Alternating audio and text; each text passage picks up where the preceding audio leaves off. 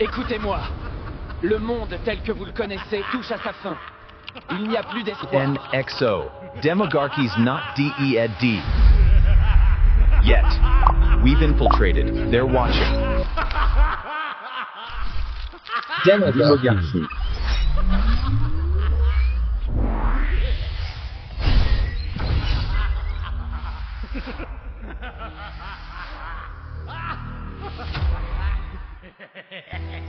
Pour survivre à la guerre, il fallait y penser avant. Bienvenue. Aujourd'hui, on va décortiquer ensemble une forme d'activisme, disons d'un nouveau genre. Un militantisme qui a délaissé les pancartes et la rue pour s'installer au cœur même des algorithmes qui, au fond, organisent notre accès à l'information. Voilà la question qui va être notre fil rouge. Elle nous pousse à repenser complètement ce que veut dire militer aujourd'hui, à une époque où le vrai champ de bataille, il est devenu numérique. Alors, on va explorer ça ensemble. Allez, on commence par le commencement, les fondations. Le fameux comment. Comment est-ce que cette infrastructure a été pensée pour être si particulière et surtout pour être si incroyablement résiliente? Pour bien comprendre la différence, c'est assez simple. D'un côté, on a le site web classique. Imaginez une montre suisse, très complexe, très belle, mais qui coûte cher à entretenir. Et si un tout petit rouage se casse, tout s'arrête. Maintenant, à droite, on a cette infrastructure fantôme. Et là, c'est tout l'inverse. Ce sont comme des briques de Lego. Des éléments tout simples, basiques, qu'on peut copier et reconstruire à l'infini. Autant dire que c'est quasi indestructible. Et l'outil magique derrière cette simplicité, c'est Jekyll. C'est un choix qui est loin d'être anodin. Il est même ultra stratégique. Pas de base de données, ça veut dire quoi? Ça veut dire que la plupart des portes d'entrée qu'utilisent les pirates sont tout simplement fermées. Elles n'existent même pas. Et comme tout ça est hébergé gratuitement sur une plateforme comme GitHub, le coût de fonctionnement, c'est 0. C'est l'arme idéale pour une guérilla numérique. Agile, efficace et qui n'a besoin d'aucun budget. Et c'est là qu'on touche au vrai coup de génie de cette architecture. N'importe qui, vraiment, avec juste quelques notions de base, peut dupliquer l'intégralité du site et de son contenu en un seul clic. Chaque copie devient une nouvelle tête de l'hydre. Essayez d'en couper une, et 10 autres repoussent ailleurs, instantanément. Face à ça, les méthodes de censure traditionnelles, comme faire fermer un serveur, deviennent complètement inutiles. Bon, on a compris, l'infrastructure est quasi indestructible. Mais comment ce réseau fait pour attirer les gens dans ses filets? Là, on quitte un peu la technique pure pour plonger dans la psychologie. Et tout, absolument tout, commence avec un seul mot. Un mot qui a été choisi avec une précision quasi chirurgicale. Le mot « confidentiel » fonctionne comme un appât. Son but, ce n'est pas de protéger une information, mais de lui donner de la valeur. Il joue avec notre curiosité la plus fondamentale. Franchement, qui n'a jamais eu cette petite envie de cliquer sur un dossier marqué « secret » ? Donc logiquement, on est piqué au vif, on clique pour aller voir ce fameux répertoire confidentiel, et là, paf, une page d'erreur 404. Un cul-de-sac. La première réaction, c'est de se dire « Tiens, un bug, un lien mort, sans doute ». Mais non, pas du tout. Cette erreur, en réalité, elle est totalement intentionnelle. C'est un filtre. C'est un peu comme une porte dérobée qui ne s'ouvre que si on se donne la peine de chercher la clé. Ça permet de faire un tri naturel, entre les simples curieux qui vont juste laisser tomber et celles et ceux qui sont vraiment motivés, qui sont prêts à creuser pour trouver l'info. Et cette phrase, elle résume absolument toute la philosophie de la méthode. Ici, l'accès à l'information, ce n'est pas quelque chose de passif, c'est une récompense. Tout le processus est gamifié, transformé en une sorte de jeu de piste, une quête.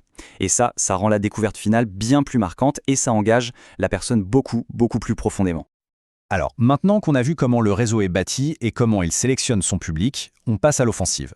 Et sa tactique principale, son arme de prédilection, c'est quoi? C'est le détournement de l'attention sur le terrain de jeu le plus important du monde, la première page de Google.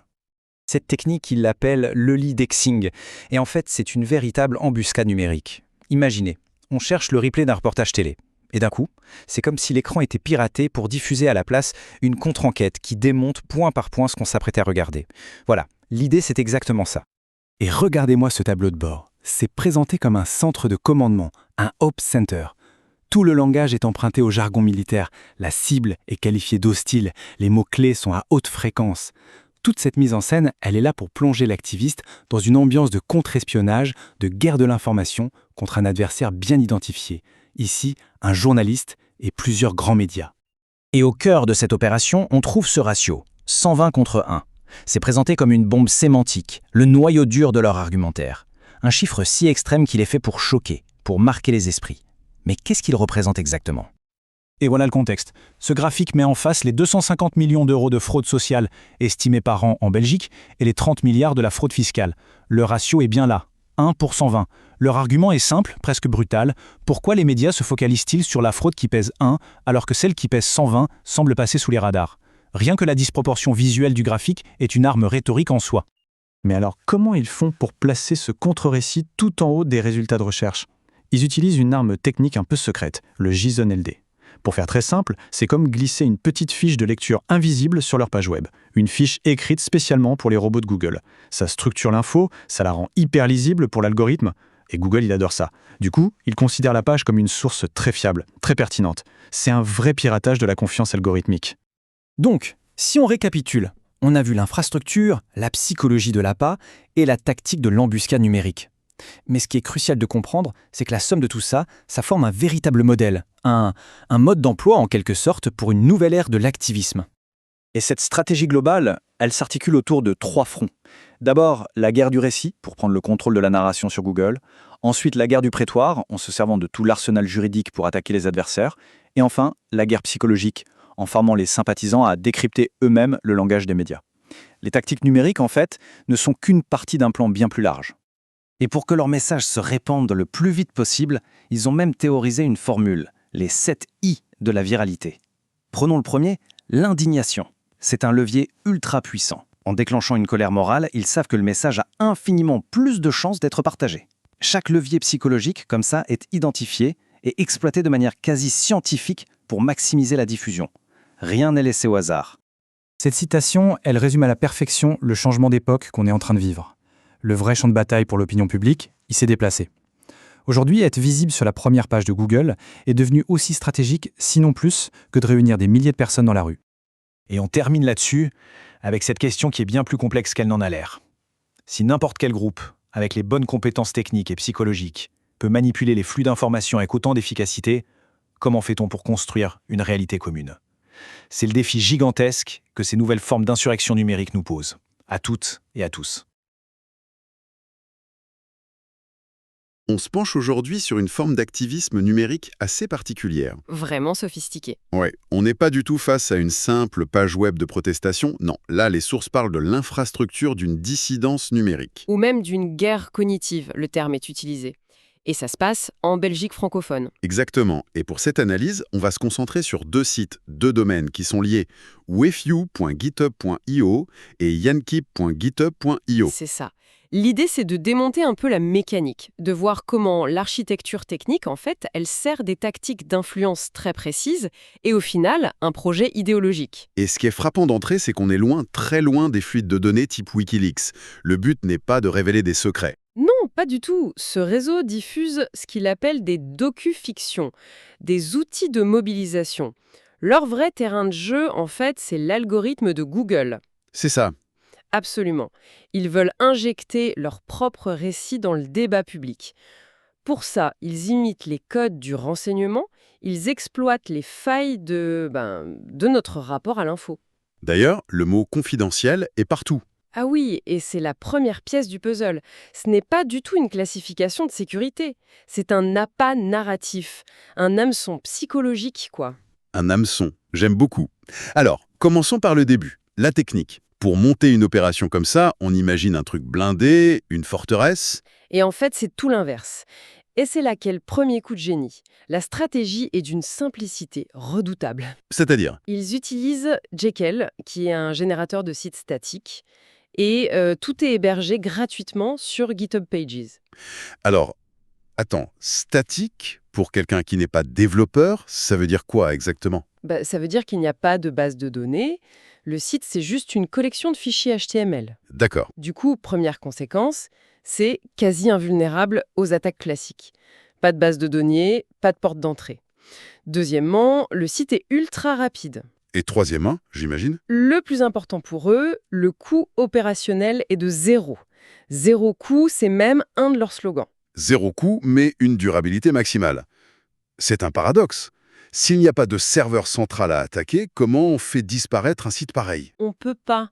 ou alors très difficilement.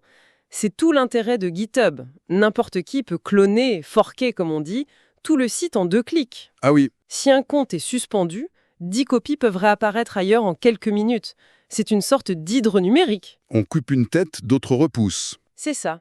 Ça rend la censure quasiment obsolète. Et ils ont même poussé le bouchon plus loin, avec une double infrastructure, si j'ai bien compris. Oui, il y a 2 profils GitHub qui travaillent ensemble.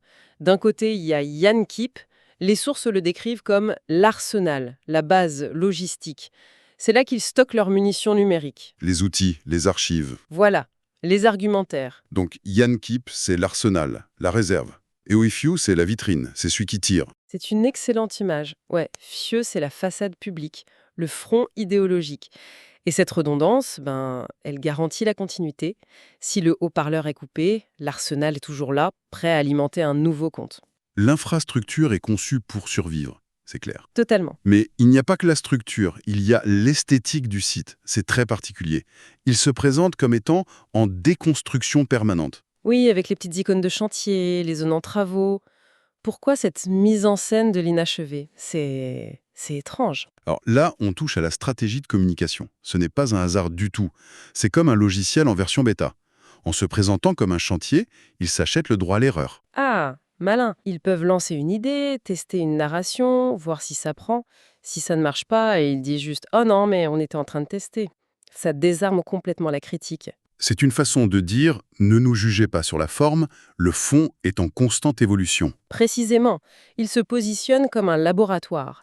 D'ailleurs, ils font référence à des outils comme Obsidian qui sert à créer des cerveaux numériques. Un jardin digital. Voilà. Ils ne présentent pas une doctrine figée, mais un réseau d'idées qui pousse en temps réel. C'est bien plus difficile à attaquer qu'un manifeste gravé dans le marbre. D'accord. Revenons à cet appât narratif. Ce mot « confidentiel » qui est partout. Si ce ne sont pas des secrets d'État, qu'est-ce qu'il y a dedans? Et pourquoi ce mot? C'est un mécanisme psychologique qui est brillant. Le mot confidentiel active chez nous un désir de transgression, de découverte. Mais c'est un leurre. Comment ça? Par exemple, si on essaye d'aller dans le dossier Racine, qui est censé contenir tous ces secrets, on a une erreur 404, page non trouvée, systématiquement. Donc ce n'est pas une erreur technique. Pas du tout. C'est une porte fermée à clé volontairement. Exactement. Les sources appellent ça une mesure de contrôle d'accès par l'obscurité. Pour voir le contenu, il ne faut pas naviguer. Il faut connaître l'URL exact, le fameux lien profond. L'information ne se trouve pas, elle se mérite. C'est ça. On passe d'une navigation passive de curieux à une quête active d'initiés. C'est fascinant. En fait, il gamifie l'accès à l'information. On n'est plus un simple lecteur, on est un enquêteur. Et ils poussent la logique très loin. Dans leur salle de campagne, il y a un lien verrouille intranet. Alors que ce n'est pas un vrai intranet, j'imagine. Ben non, bien sûr que non. C'est une simple page web. Mais en la présentant comme ça, ils augmentent la valeur perçue de ce qu'elle contient. Une statistique publique sur la fraude fiscale devient tout à coup une fuite exclusive. Ah, j'adore. Et ça va encore plus loin, il y a cette énigme, ce mot de passe à trouver. Les indices sont « cool de source » commence par une majuscule. Et le plus étrange, il ne marche pas tout le temps. Voilà. Alors, les sources donnent la solution ou pas? Elles proposent plusieurs interprétations qui sont sans doute toute une partie de la réponse. La première, la plus littérale, le mot de passe pourrait être « source » avec un S majuscule. Ça coule de source, ça commence par une majuscule. D'accord. Et ça n'explique pas le « ne marche pas tout le temps ». Ça, c'est le truc qui cloche. Non. Et c'est là qu'arrive la deuxième hypothèse, qui est beaucoup plus méta. Dans l'univers de GitHub, la source, c'est le code source. Ah. L'action de voir le code source de la page serait en quelque sorte le mot de passe. Ce serait une métaphore de leur philosophie open source. Notre secret, c'est qu'il n'y en a pas. L'idée est géniale. Le mot de passe, c'est la transparence elle-même. Mais ça me chicote encore, ce « ne marche pas tout le temps ». C'est la troisième hypothèse. Cet indice suggère un accès conditionné, peut-être temporel. Le mot de passe ne fonctionnerait que pendant des opérations spécifiques, des pings, comme ils disent. Le but final, donc, c'est moins de cacher que de filtrer. C'est ça. Écarter les curieux et ne garder que ceux qui sont prêts à s'investir intellectuellement. Bon, on a vu la technique, la psychologie, mais tout cet arsenal, il est dirigé vers un objectif offensif. Les sources parlent d'un OPS Center, un centre d'opération. On arrive au cœur du réacteur. Ça ressemble à un tableau de bord de renseignement, c'est ça. L'OPS Center, c'est la vitrine de leur doctrine offensive. Une doctrine qu'ils ont baptisée le lead dexing. Lead Dexing. C'est un néologisme. Oui, un mot valise. C'est un croisement entre lead generation, du marketing, et indexing, l'indexation par Google. D'accord, donc lead pour capturer une audience et dexing pour le faire via les moteurs de recherche. Comment ça marche concrètement? Le mécanisme est d'une simplicité brutale. D'abord, ils choisissent une cible. Dans le cas étudié, c'est le journaliste Christophe Desboursus et un reportage sur RTL. Ok, Ensuite, ils identifient les mots-clés que les gens taperaient dans Google pour trouver ce reportage. Chômeurs, fraudeurs, documentaire RTL, ce genre de choses. et là, j'imagine, ils créent du contenu optimisé pour ces mots-clés. Des pages qui sont des pièges à référencement. Exactement. L'objectif est simple. Quand un internaute cherche le documentaire, il doit tomber sur leur site, pas sur le site officiel de la chaîne. L'attention est littéralement hijackée. C'est redoutable. Ils ne se contentent pas de publier leur avis, ils piratent le chemin qui mène à l'information adverse.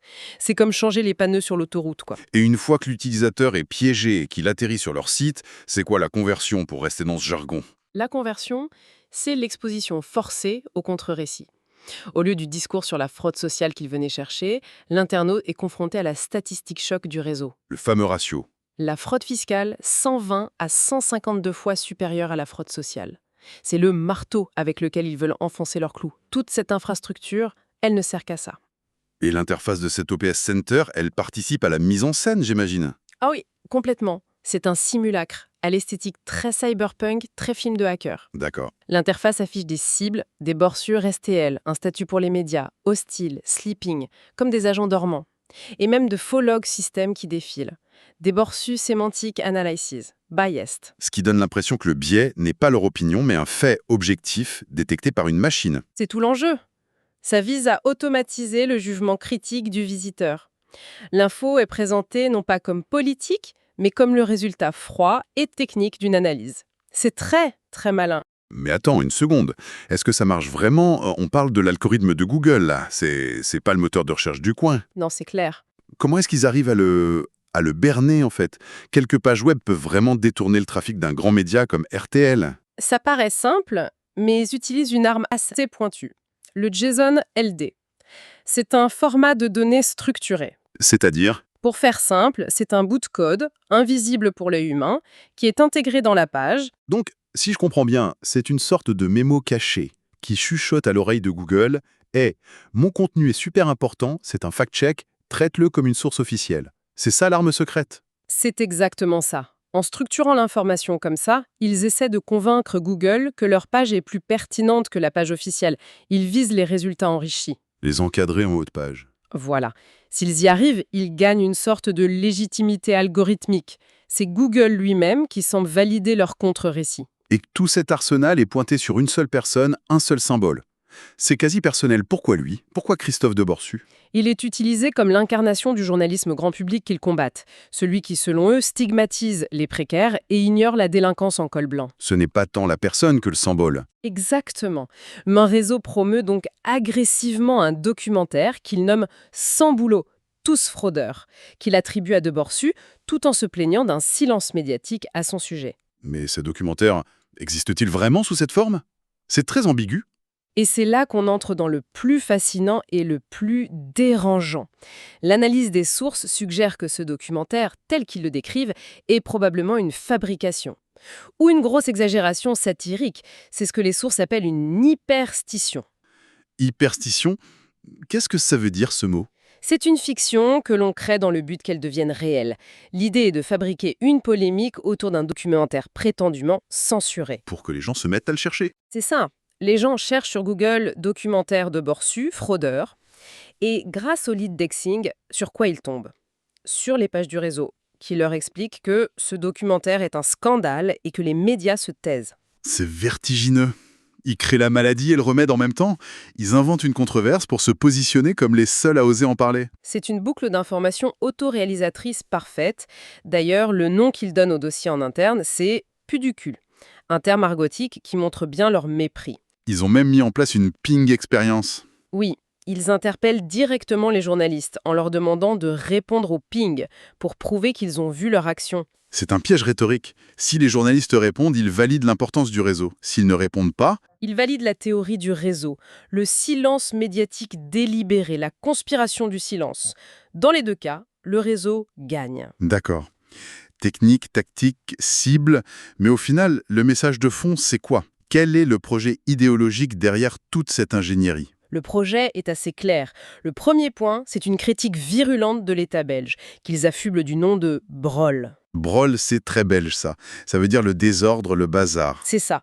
Ça exprime un mélange de désordre et d'inefficacité. Ça dit tout de leur mépris pour l'appareil d'État. Et face à ce Broll, il propose quoi? Une alternative? Ils promeuvent ce qu'ils appellent l'intelligence civile, c'est-à-dire que les citoyens doivent s'approprier les techniques de renseignement et d'influence pour surveiller les pouvoirs. Leur site, c'est une boîte à outils pour ça. Avec, au cœur de cette surveillance, la guerre des chiffres. Oui, c'est le message central.